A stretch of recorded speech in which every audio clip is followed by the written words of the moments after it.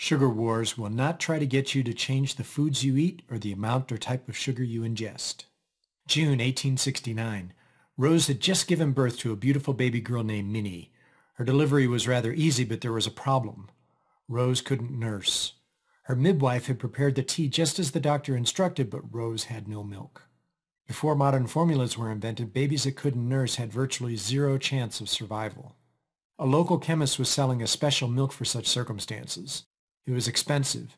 The ingredients consisted of cow's milk, wheat, malt flour, and potassium bicarbonate. For the first few days, Minnie seemed to be thriving, but she wasn't gaining weight. Her bottle was made from a teapot. The spout was covered with a leather pouch with small pinholes in it so she could suckle. After the second week, Minnie refused to take her bottle.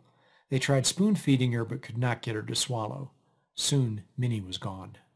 In those days, infant mortality rates were high even in the best of circumstances when the mother could nurse. Wealthy families could hire a wet nurse if the mother was unable. However, they were problematic. The women were from questionable backgrounds, and because they usually weren't a genetic match to the baby, diseases were passed easily from wet nurse to baby or even baby to wet nurse. Early baby formulas were problematic as well. Infant mortality rates were barely lower than using animal milk. There was not enough understanding of the differences between the other species and our perfect formula of breast milk. A few years later, Rose was pregnant again. She had another girl, baby Gertrude. New analytical methods were able to show differences in mother's milk and animal milk. Mother's milk was shown to have more nutrients, more fat, and surprisingly, more sugar. Henry Nestle came out with the first commercially viable infant formula called Farine Lactée. It was an evaporated milk with sugar and fat added, and it worked. Baby Gertrude grew up to marry a man from a good family and to raise and nurse 4 children of her own. Back then, the differences in sugar were not understood and mortality rates remained high. Today, it is well understood that sugars are not all created equal. Yet many baby formula manufacturers, even organic manufacturers, continue to add sugar from food sources such as evaporated cane, refined sugar, and high fructose corn syrup.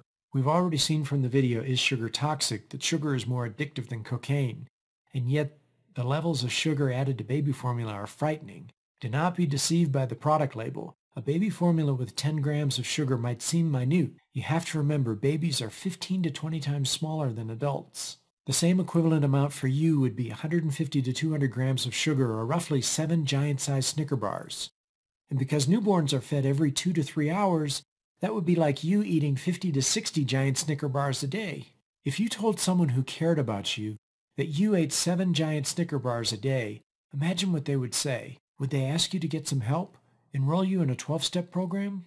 Americans on average eat over a third pound of sugar a day. That's 140 grams of sugar, or about 7 giant-sized Snicker bars. And that is easily 10 times less than the infant equivalent of baby formula eaten every day for their first 12 months.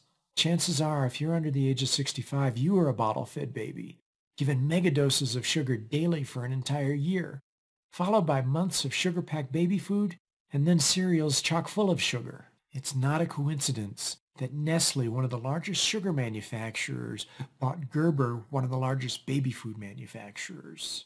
Babies need extraordinary amounts of sugar, but man-made sugar is not the same as sugar from lactose. We didn't know that 160 years ago, but we do today.